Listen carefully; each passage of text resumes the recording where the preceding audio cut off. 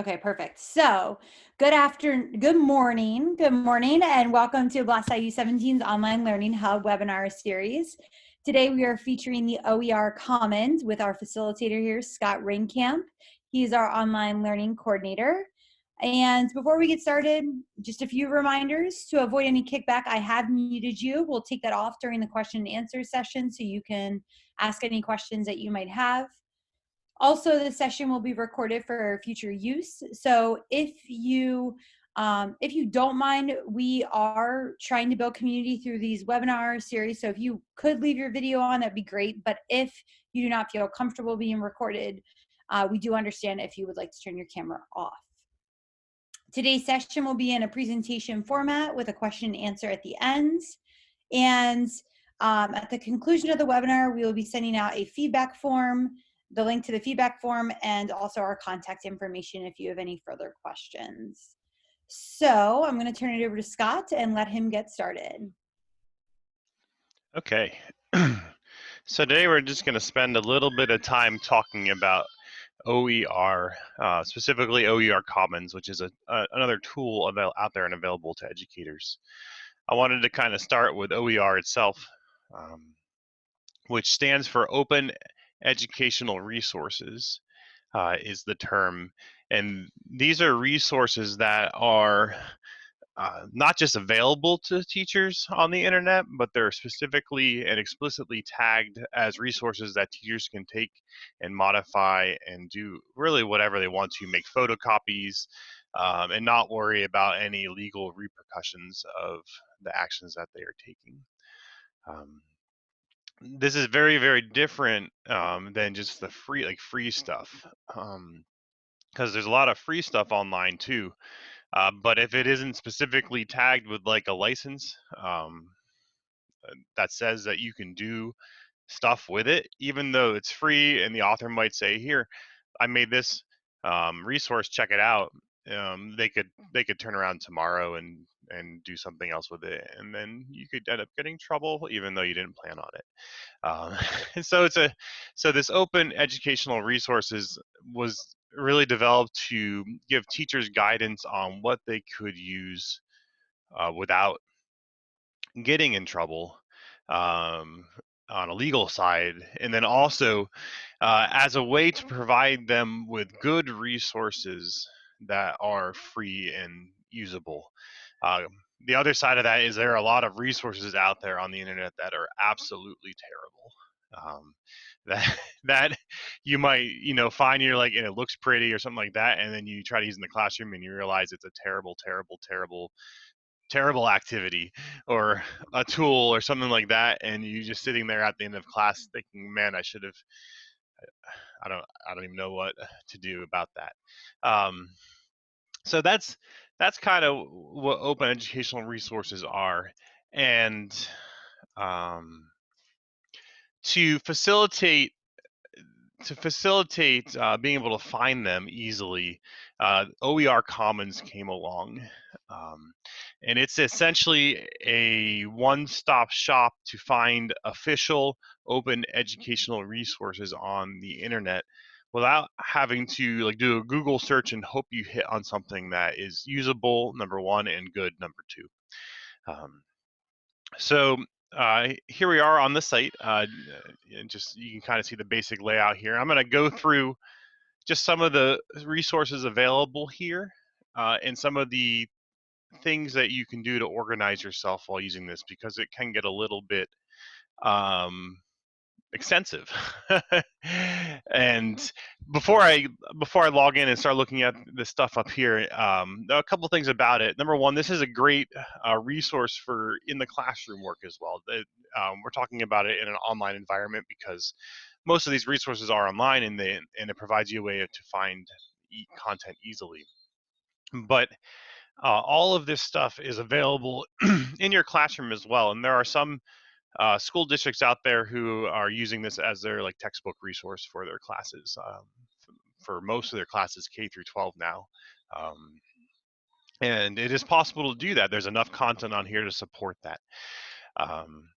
They have right in the middle here, they acknowledging the current situations. They have a resource here directed specifically at the current situation of people teaching from home. This K-12 remote learning is something new that they've put together just in the last little bit. Um, to support us all as we work in a remote environment. And you can find that right there uh, in the middle of the page when you log onto the site. Then it's broken down by uh, resources by level and subject. Um, and you can see there's a significant amount of resources in most of these subject areas. So I'm going to go back here. I'm going to sign in. Anybody can create an account. It's free. One of the benefits of OER is that it's all free. Using the site is free. Using the resource is free. There's nothing paid on this site that you're going to run into and be like, "That's a great resource." Oh, by the way, you have to pay $25 or something like that, which happens on a lot of educational resource sites. You know, you have a certain amount of free resources, then you have all the stuff that's really good that is behind a paywall of some kind. So when you're logged in here, uh, just across the top, you have some menu items here. Discover is a way to look at, a way to browse through stuff if you don't know what you're searching for. In the middle here, you can search for anything, pretty much anything you want by level, by subject, by set of standards. Here's the Pennsylvania standards. Right there on the top, because Pennsylvania's worked extensively with OER Commons at the PAIU level. So those are integrated into the search there. Hubs are big collections of resources that specific organizations have put together. Here's the K-12 remote learning one we just looked at a little bit ago, but then there's other organizations that are working on projects and they're putting all of their resources into a hub, which is open to everybody. So while Maryland pre-K-12 might not be, PA standards aligned right off the bat, you can still access their hub and see what they're working on, and access all of the resources that Maryland has created and put into this platform. And then you have, so hubs are kind of the a big overall organizational level thing, and PAIU has one for Pennsylvania. And then groups are things that you as teachers can create yourself, as many as you want, and you can also join groups that are out there. There's a Blast IU17 group. It exists.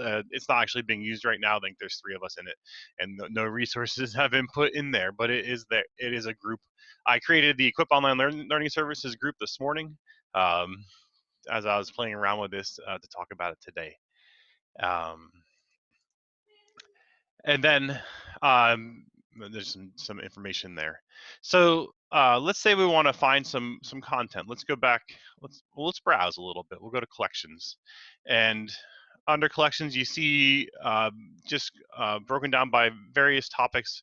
We'll do NGSS because that's exciting. This is kind of what it looks like when you get into a set of resources in the search. Just like a lot of online searches, you can filter it by all kinds of things. You get a rating, a user rating of the resource and how people think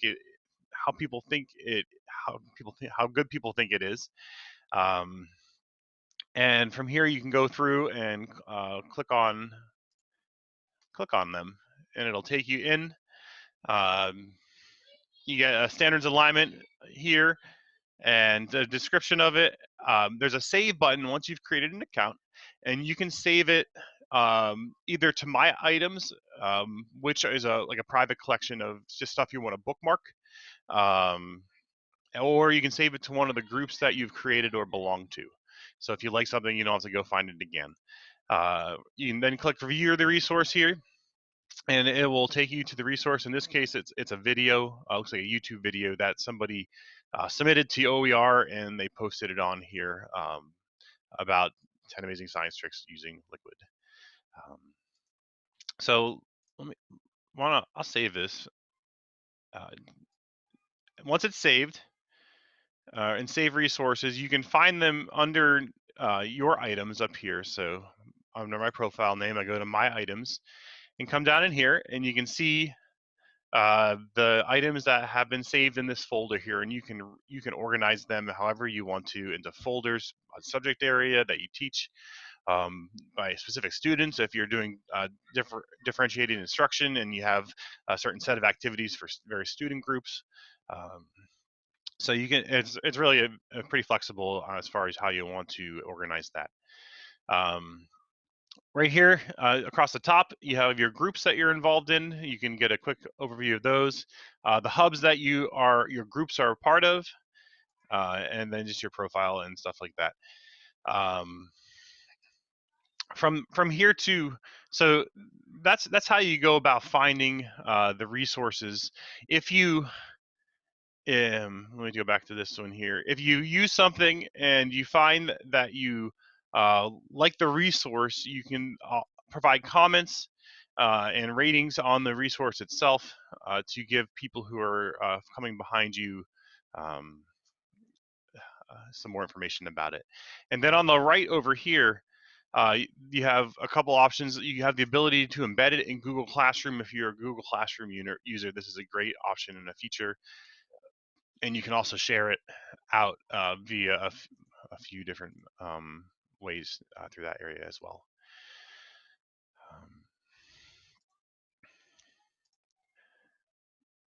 Just clicking over to the subject area resources here, you can kind of get an idea of how much content is in the platform here. It's broken down here by subject area and then also by material types. So let's say you're using this as a textbook replacement tool. If we click on there, you'll see literally a lot of textbooks. Here's a 21st Century American Government and Politics textbook that is available completely online. Underneath it, you'll see the conditions of use are remix and share, which means that you're allowed to modify it however the heck you want to, and then share it with your students. And if we go going down, you'll see just lots of other textbook resources there. And if we go back here, you can see the subject area breakdowns, and there's a ton of different resources here. So that's kind of what's available on OER Commons. As a user of the site, you can also contribute to it as well. And there's two ways you can do that, and it's always present in this Add OER button up here. And if I click this and it opens up a little drop down, you have two options. Submit from web would be adding something you find on the internet that is free, like open and available, and you want to embed it in OER so it can be used by people on the site. That would be things like YouTube videos, like the one we just looked at about the 10 tricks, or other educational sites that everybody can access and for free.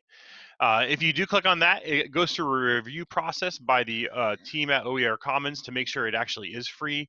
So you can't just go here and click and you add whatever the heck you want to. They're going to vet it first to make sure that it fits with the mission and the purpose of the OER Commons site. The second thing you can do is there's an authoring tool where you can actually write and create lesson plans right here on the site. With all the content and links and everything right here. And you can essentially publish that on the site. And if you do that, it's available to everybody on the site. It's not going to be like a private thing. It's not a private publishing tool, but it's open, as it says, it's open for everyone to be able to access and see. But it's a great way if you are into creation and you have some cool lessons that you've created and you want to share them with other educators or even other people in your school or in groups that you're in. You can come in here and just create it via this tool and then share it out through the Open Educational Resource Commons site. So that's kind of the overview for today. Any other comments from Becky or Aaron as far as OER Commons or any questions at this time? Yeah, I like how you mentioned the whole vetting process because the beauty of this, one, it's free, and two, everything is vetted. I know I'm working with groups right now to do the PA STEM toolkit. So We're working on uploading STEM lessons and vetting all of those lessons off of a rubric. The other thing with the times that we're in now, this is great for our offline students. So if you look at your lessons and then think about some of them, like for how you could take this to your offline students, or if you're doing paper and pencil resources, a lot of districts are using this or paper pencil resources. And also the enrichment piece. If you look at some of this, there's a STEAM, but the STEM toolkit or any of those kinds of enrichment pieces, I think would be good, especially if it's something that you're reviewing. I think that this is a really powerful resource. Like yesterday we had Common Sense Media. I think this is another powerful free resource that goes unnoticed. It's not out there 100% yet, but we're working on it. So I have given you all access to unmute yourself and ask questions if you have any questions. Erin, I don't know if you want to add anything regarding the toolkit or anything. No, I agree with the vetting part. I think that that's really important here. Oh boy, we just got done with our number grid. Sorry. That is, go ahead. Definitely important. Yeah. Oh, up to number 100. Great job. 110. 110 is our, yeah. Good job, Quinny. Sorry about that. No problem. So do you guys have any questions? Have you experienced anything with OER? Is this the first time you're looking at it? I would definitely recommend like sharing this with maybe your teams or even curriculum coordinators and saying, hey, have you heard? Is this a way that we could facilitate? It's a really great resource that's across the state and supported by PDE for the most part. Any other questions? I've dropped the link over there, the www.oercommons.org. So you can go and play around in there and see.